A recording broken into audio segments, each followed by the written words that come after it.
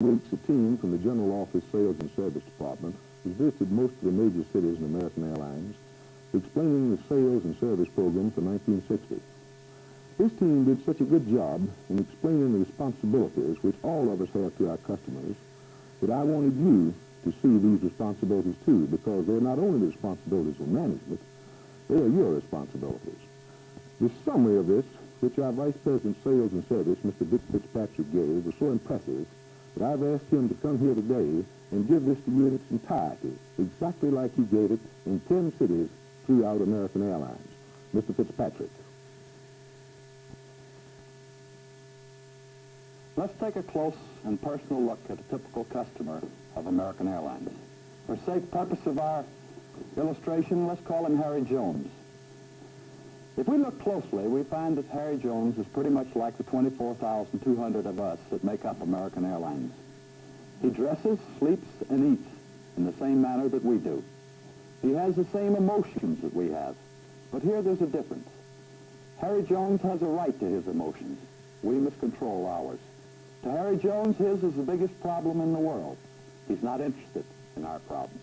If we could wrap all our customers up in a single entity of Harry Jones and place them next door to us, if he wrote from his personal bank account each month a check for our salary, I'm sure we'd be better able to center our attention and our interest on Harry Jones. But Harry Jones isn't a single entity. Harry Jones, as our customers, is not even a standing crowd.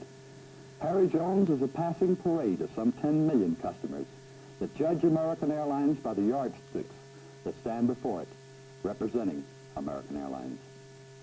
Let's take a look at an element of influence on Harry Jones and a yardstick by which he measures American Airlines. This gentleman represents our sales representatives throughout the system. He has been documented by Harry Jones as the most important influence in our direct selling effort.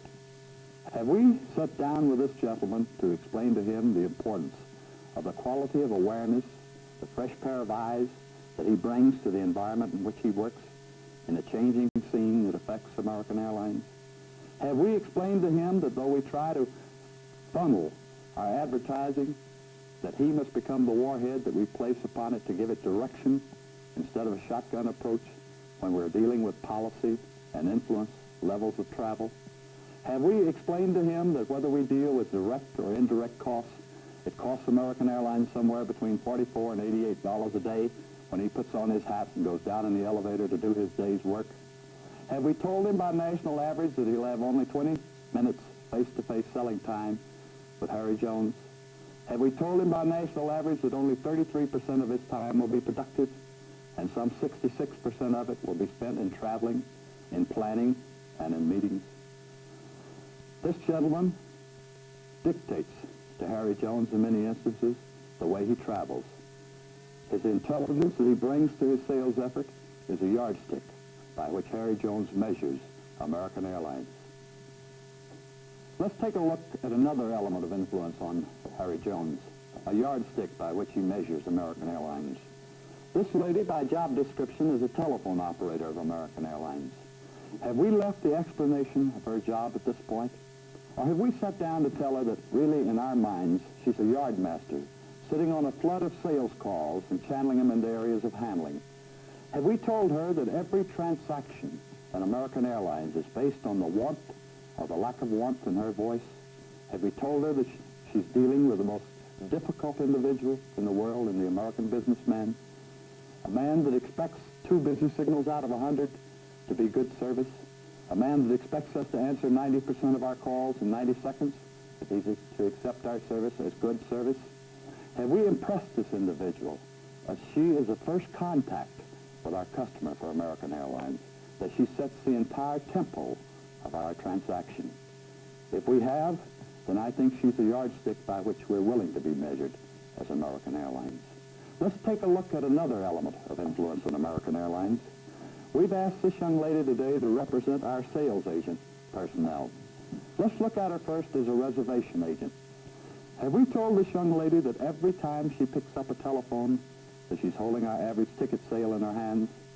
Have we impressed her with the fact that she, and she alone, determines whether this becomes American Airlines revenue or whether it goes to one of our competitors with the loss of the investment that we made to get that business? Have we impressed upon her the fact that a voice can have a personality just as a face can? If we project her into flagship handling, have we impressed her with the way our top accounts, our top travel agents, want their business handled, paid for, and billed? Have we taken her out to meet those accounts so that in addition to being a voice, she's a personality by face and a friend of those accounts? Let's look at her if we project her into a ticket office, where by national standards, have we impressed her that 80% of the sales that she makes will stick, that she's a physical yardstick that stands before our customer and by which American Airlines is judged? Let's take a look at another element of influence and a yardstick by which American Airlines is measured. This young lady today represents our stewardess corps, a stewardess corps in which we have such tremendous pride. Have we sat down and impressed her with the fact that some $7,200,000 that we'll spend in advertising and some millions that we'll spend in sales effort are focused in her responsibility as a yardstick by which American Airlines is measured? Have we impressed her with the fact that some $5 million of metal and equipment that we place in her hands is an item that she and she alone determines whether it becomes a routine trip for a passenger or whether it becomes a live, vibrant, memorable experience? Let me give you a couple of examples of my experience in American Airlines. I recently made a trip from New York to Dallas on a Mercury flight, and the young lady handling a trip had done the most magnificent job I've ever seen. And she had a group of very happy customers. And about 45 minutes out of Dallas, for no apparent reason, when three men came down the aisle and stopped to chat with her, she said, "Gee, I'll be glad when this trip is over. I was up in New York all night, and I'd like to go to bed." And you could see the expression change on their faces. And as they went back to the lounge, I called her over to a seat that was empty beside me, and I said, "Hey, sit down a minute." I said, "You know, your comment startled me." She said, "What do you mean?" And I said, "Well, it made me wonder what would happen if in the second act of Peter Pan, Mary Martin stepped out the footlights and said to the audience, 'I'll be glad when this musical is over. I was up all night last night, and I'd like to go to bed.' I wonder how she'd ever capture or recapture the fun and the excitement that she had created in some two acts of Peter Pan." She looked up at me very sheepishly, and she said, "Point made.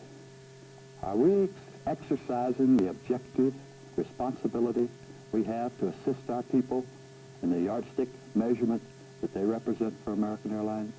Let me give you a contrasting example of a trip I had on the same Mercury flight. When we left New York, and the young lady came around to drop the menus, and I was a little bit surprised when she said, "We're going to have a picnic today."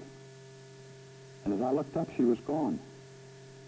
Shortly thereafter, when she brought a drink, she said, "Did you ever eat with chopsticks?" And I looked up, and she was gone. And I thought, gee, I'm on the wrong airline, or we have some new procedures.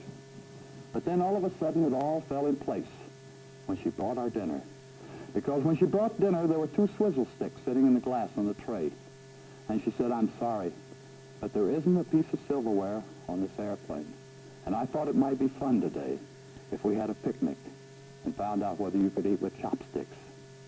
A gal with a little bit of imagination and a little bit of enthusiasm that took what could have been a catastrophe in service and turned it into one of the most exciting and memorable trips that our customers had ever had. She's truly a yardstick by which American Airlines is willing to be measured. Let's take a look at another element of influence on Harry Jones and a yardstick by which he measures American Airlines. This gentleman represents for us today our cargo handlers. Have you ever heard the expression that cargo is behind the scenes? That cargo doesn't eat and it doesn't talk? You know, I think cargo speaks very forcibly when it accrues in mail fines or misconnections. I think it speaks very forcibly when it arrives as a damaged package for a shipper.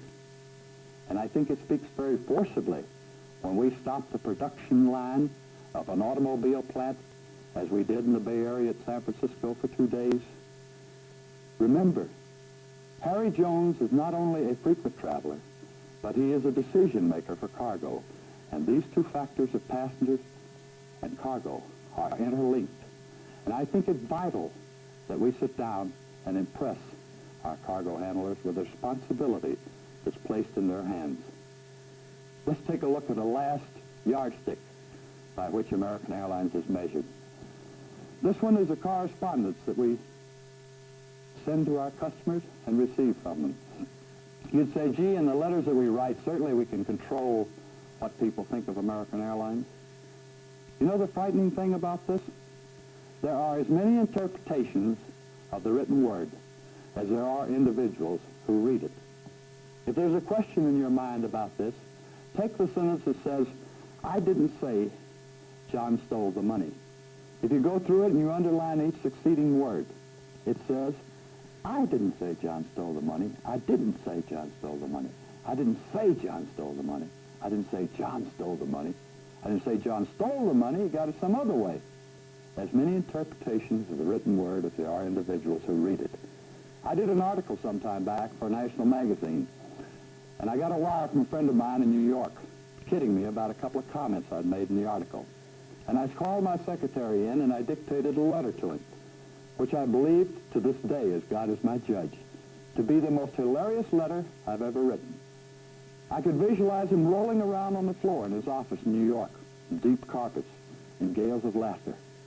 And I was literally startled 2 days later to pick up a long-distance telephone call and find him on the other end of it, apologizing for the fact that he had offended me.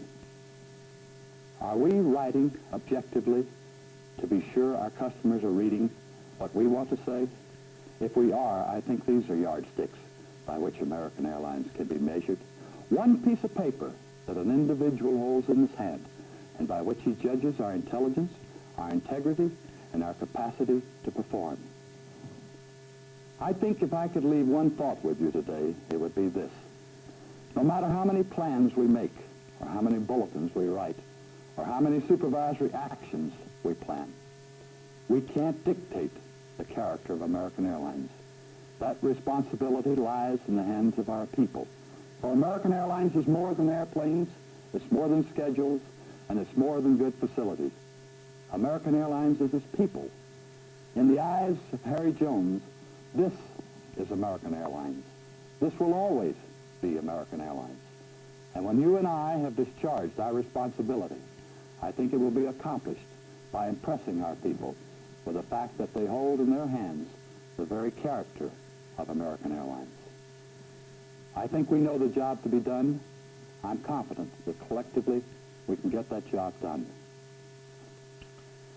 Beyond this, I can only say, good selling, good service, and good luck.